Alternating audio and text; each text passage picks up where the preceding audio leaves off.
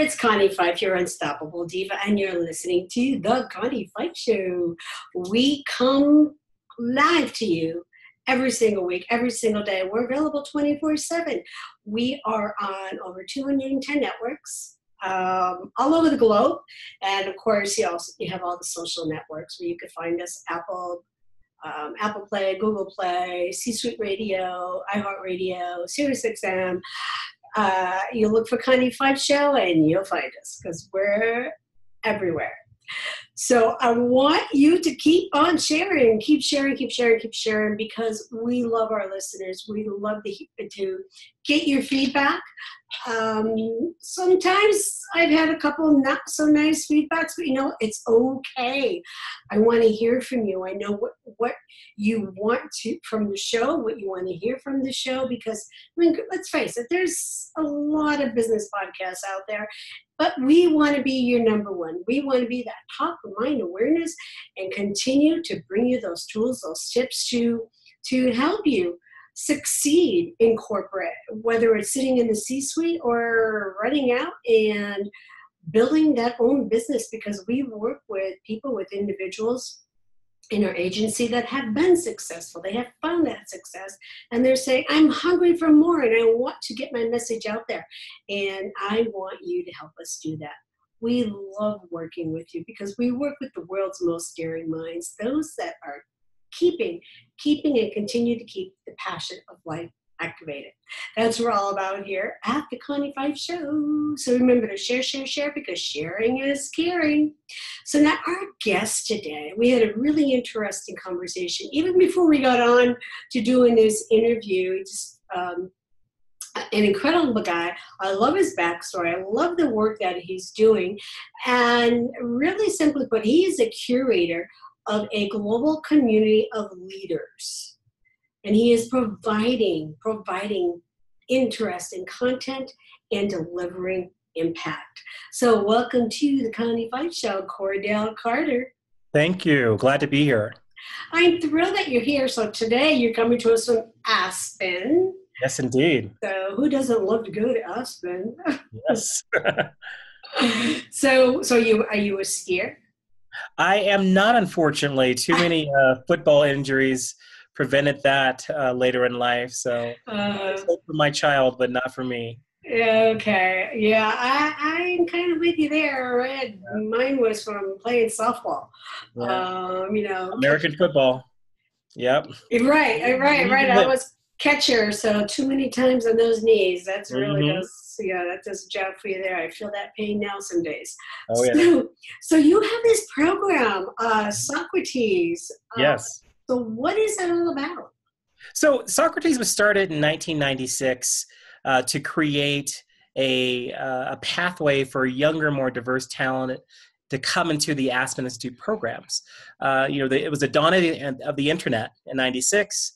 Many of the trustees were concerned that the average age of the participants in Aspen were over 50. And they said this probably isn't a good thing long term. And so we got to figure out a way to get more young people in. And so they created that very first weekend. This would have been February of 1996. 50 people showed.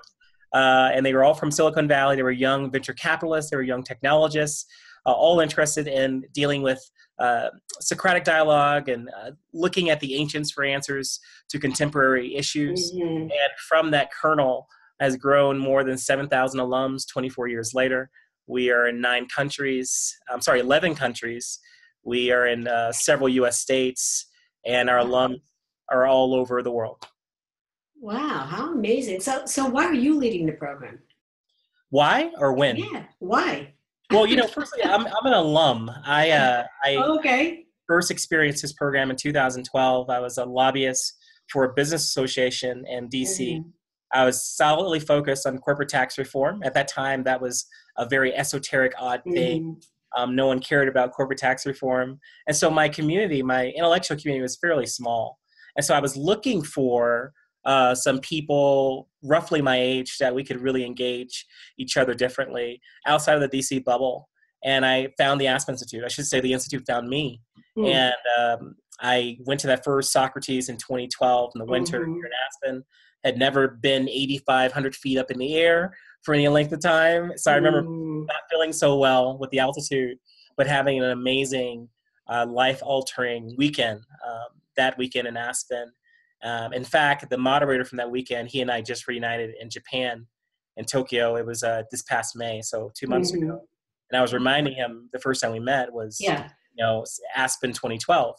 But the why is when I left my startup, I want to do something impactful.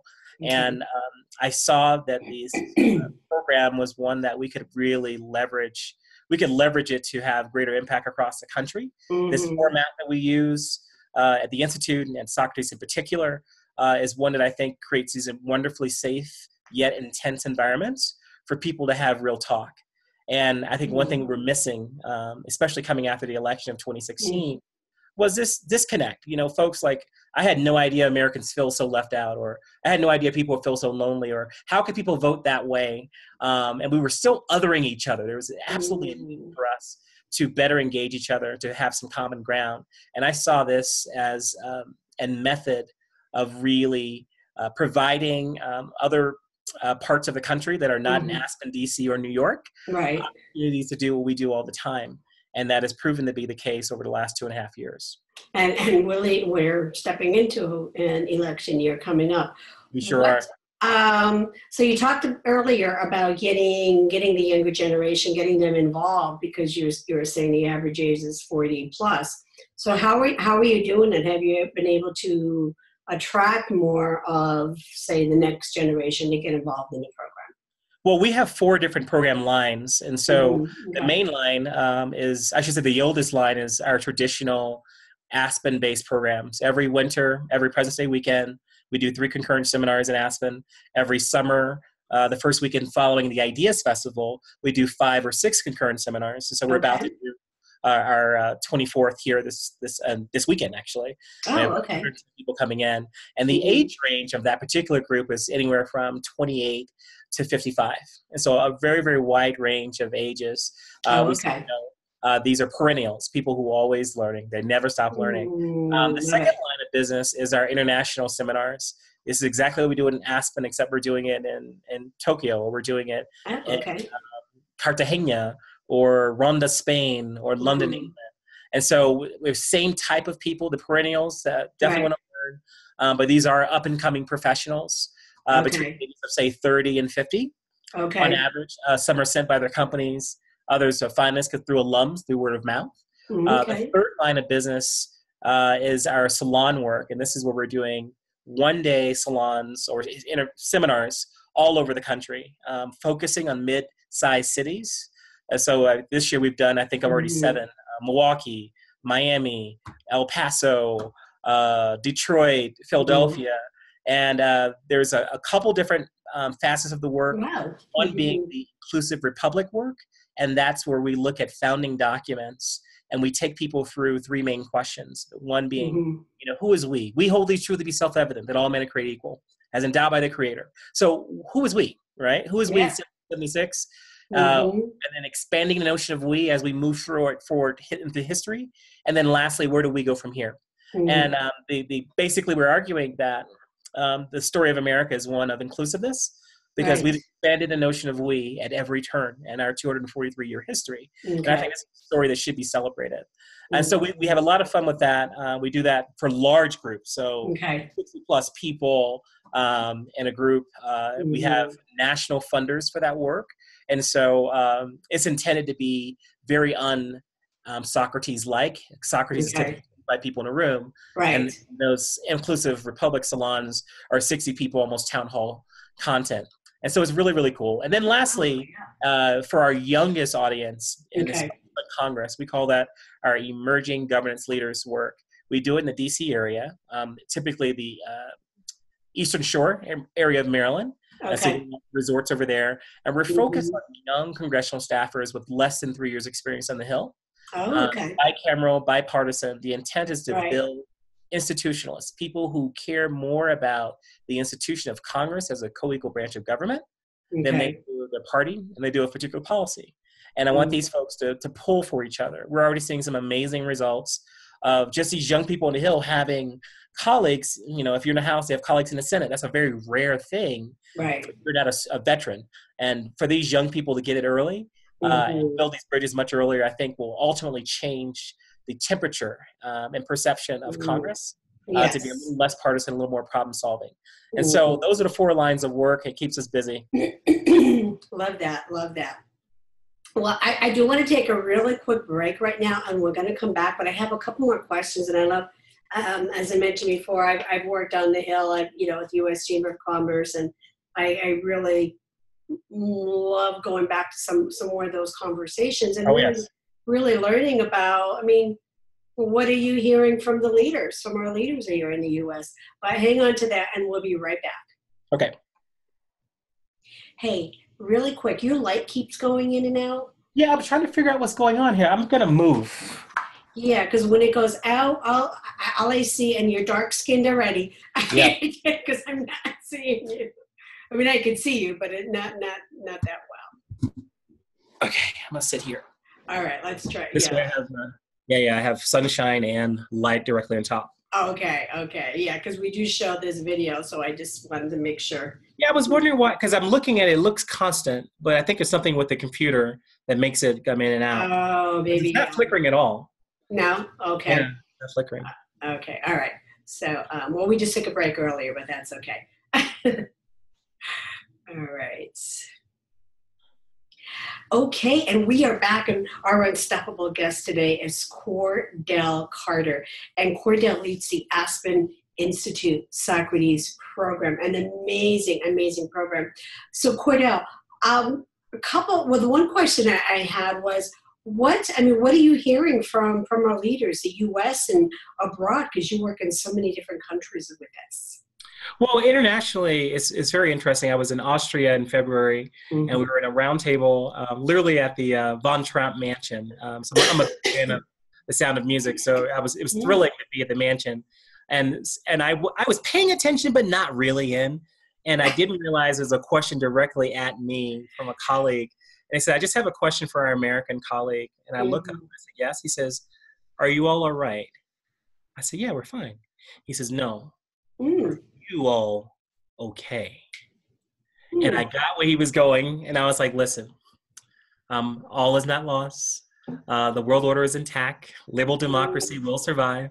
We'll be fine. But so there's a lot of concern about the vacuum that we're creating internationally. This notion of backing away from international norms and some of our institutions are concerned.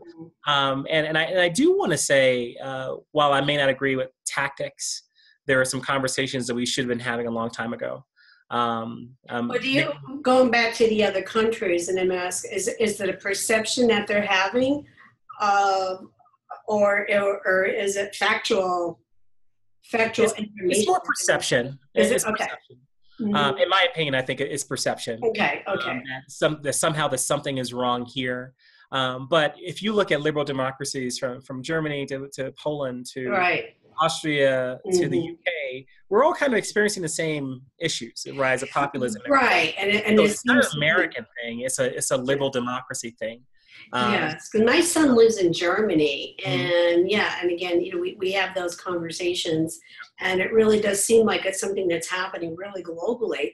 Absolutely. The U.S. was always looked at that leader, that leader stepping forward, and everybody else would follow. But it seems like we're on an equal playing field almost with what we're experiencing right now.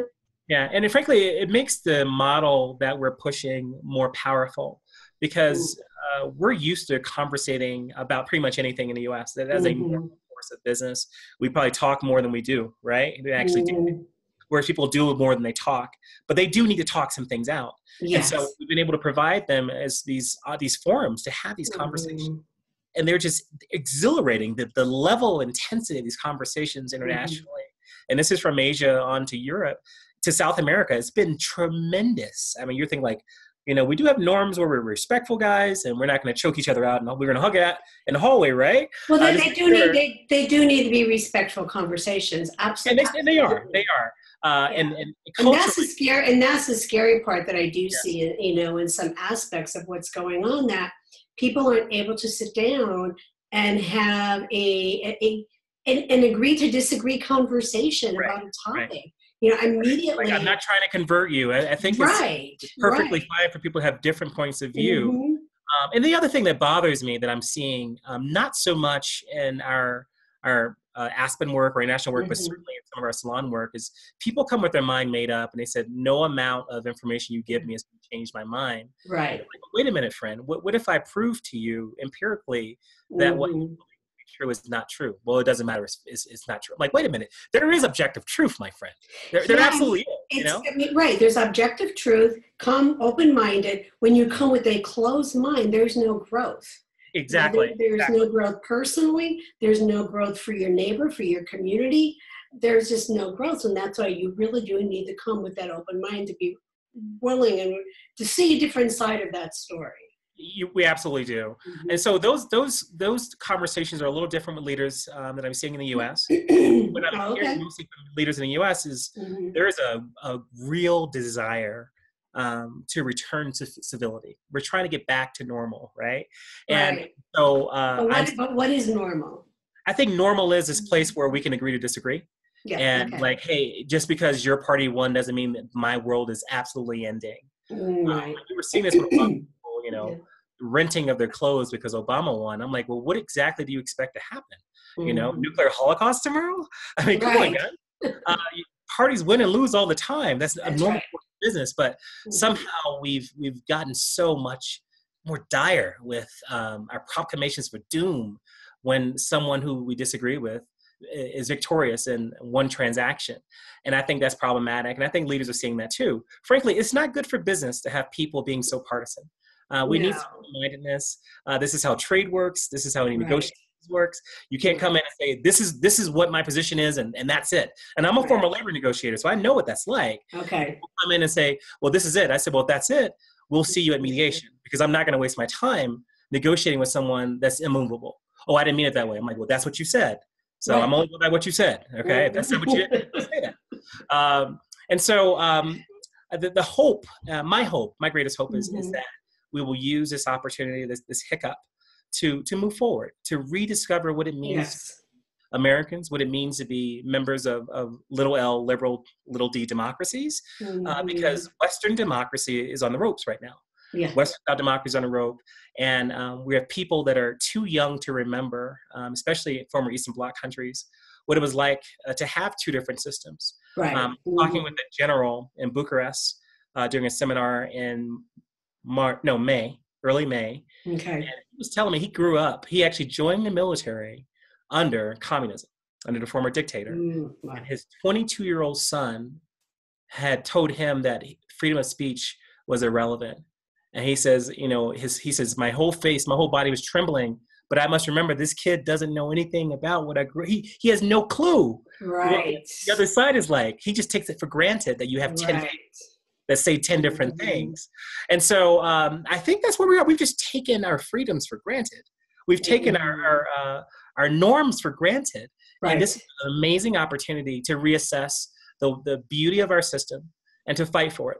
And that is our hope, that we fight for our Because the system. pendulum has definitely swung Absolutely. way far to the left, and like you Yes. said, we need to bring that back. We need to find balance, and we need to take what everyone is fighting for and pull the best of the best out of that, Absolutely. and Absolutely. use that to move forward, so we can all live in harmony. Yeah. You know, to do that. So we need to keep moving, because I know two lobbyists here can keep going. Well, we can do this all day. That's right. We can argue this all day. What are you talking about? But it is time, speaking of that, it's time for straight talk. Okay. So, Cordell, I want you to finish this sentence for me. I am unstoppable Because I genuinely believe in what I'm doing, and I'm confident in my ability to achieve my objectives. Nice. So what is your vulnerability? I mean, do you have a vulnerability? Yes, I do. I have, my vulnerability is that I really mean what I say, and I expect others to maintain that standard. And I'm often disappointed when folks say they're going to do something and they don't. I'm like, but you said it. Why would you say it if you didn't mean it? And I have to remind myself that perhaps I'm cut a little different. And having a father that's a minister and a soldier had a certain impact on me that others didn't have and didn't get to. And that's the thing too, that we have to remember. Our culture, our upbringing, our DNA, and that goes back to a whole another conversation of about us and about who we are. But yeah, I mean, we are cut from a different place. But I know what you were saying. Absolutely, yeah. I mean, you can't. You're either running to or from your legacy, and I agree towards it. And I am what I am because of who they were, and who they are. Right. I'm grateful for it.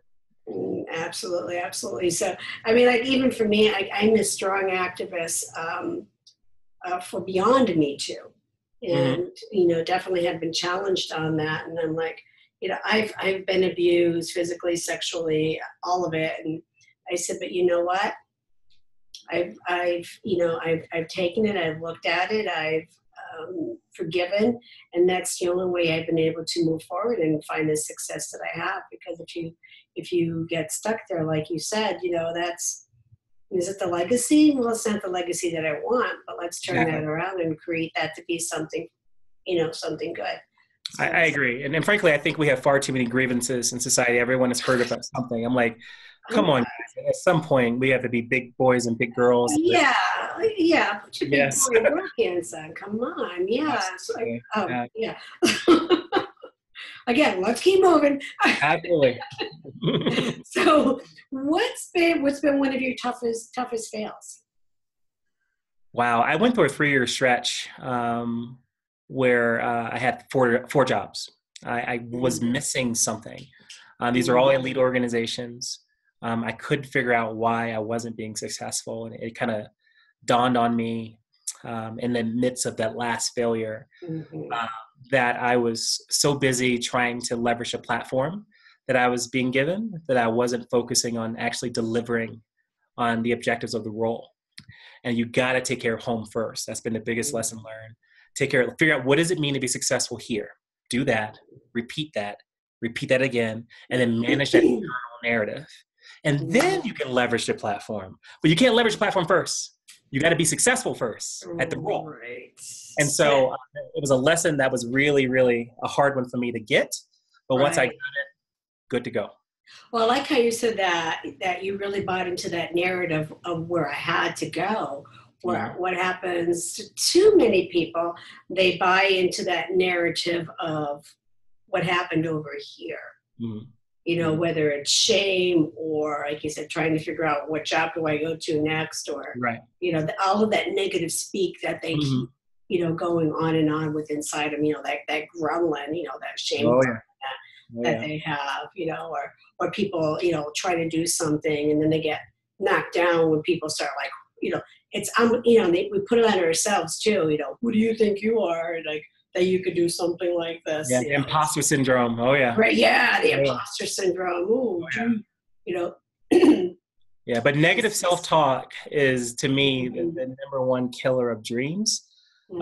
We have to, you are what you eat. You are what you ingest. And everybody ingests things.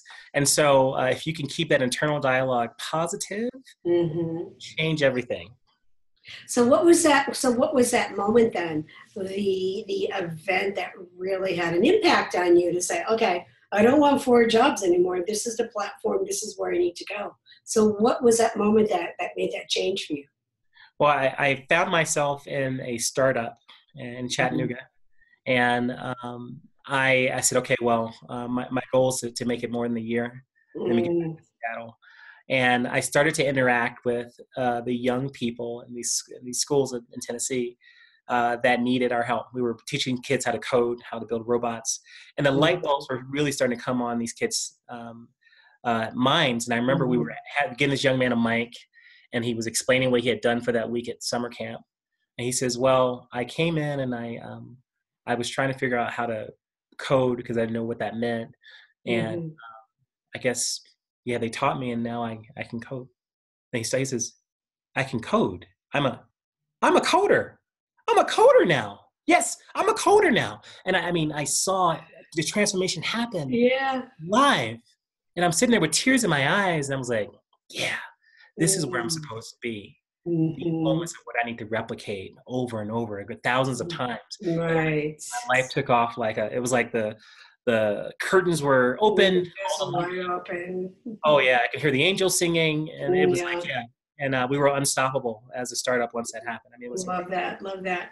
So is that when you stepped into the Socrates program? Is how what Well, path I really took you started for there? 2 more years, and Okay. I had to take a break as a startup, so 80 hours a week. Yeah. It was intense. Mm. I did an Eisenhower Fellowship to China, and so I went to spend 6 weeks in China, investigating their innovation ecosystems. Brought the family. We had a wonderful time. The election occurred while I was there, the Uh, 2016 elections. oh, okay. Took it all in from Shanghai. And I told myself right then, as I'm watching these post-election protests, Right. something is wrong. Like maybe I'm too isolated in Chattanooga. How did I miss this? Yeah. Why are people protesting a legitimate election? What in the world is wrong with these people? I Hmm. got to get back to DC. I say that, and I'm in DC 2 weeks later at a party, a holiday party at the White House. Fancy that. And someone taps me on the shoulder and says, Cordell. And it's my colleague from the Aspen Institute. She says, what you doing here in town? I said, well, I'm interviewing with Ashoka and another organization. She says, well, you left your startup? I said, yeah, I left it. And she says, we need to talk. And I was like, okay. And when I got to the office the next day to talk to her, Right. she had set up interviews. I was like, wait a minute.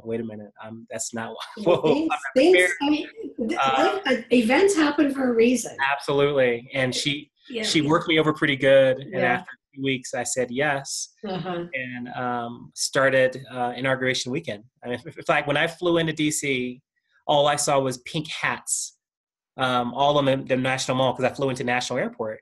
I'm like, what is this pink thing? What is this, a pink blanket? What do they have down there? It was a women's march. Yeah, it was a women's march. Yeah, I wrote a blog about that. As I said, I'm very proponent beyond me too. I wrote something about that. Oh my God. It was a lot of pink. I'll just say that it was a lot of pink. I got a lot of emails. I bet. I could only imagine. But needless to say, that the last 2 years has been nothing but growth. We've never dealt with so many seminars. We've gone from 13 seminars a year to 28. Wow. We've gone from 3 countries besides the US to 9. Mm-hmm. We've expanded in every way you can expand in terms of teams, in terms of revenue, philanthropic partnerships. And so sometimes you, even against your will, you're put in a place where you can be successful and have impact. And I feel very fortunate to be in one of those positions.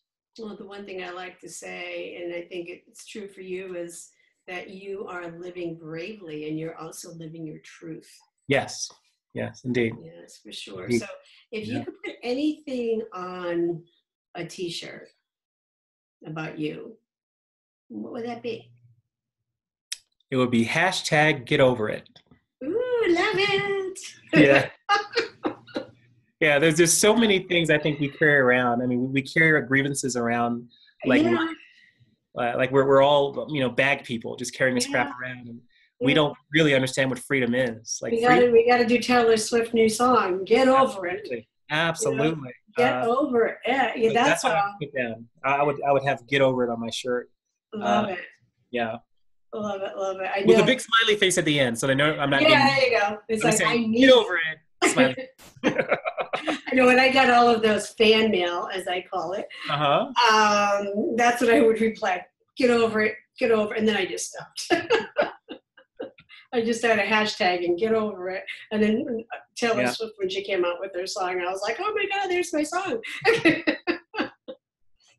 Get over yourself. Exactly. And that's really, but I mean, this is the greatest time in human history to be alive. It's really one of the best times to be an American male. So, I mean, I compare my life to the lives of my father, my grandfathers.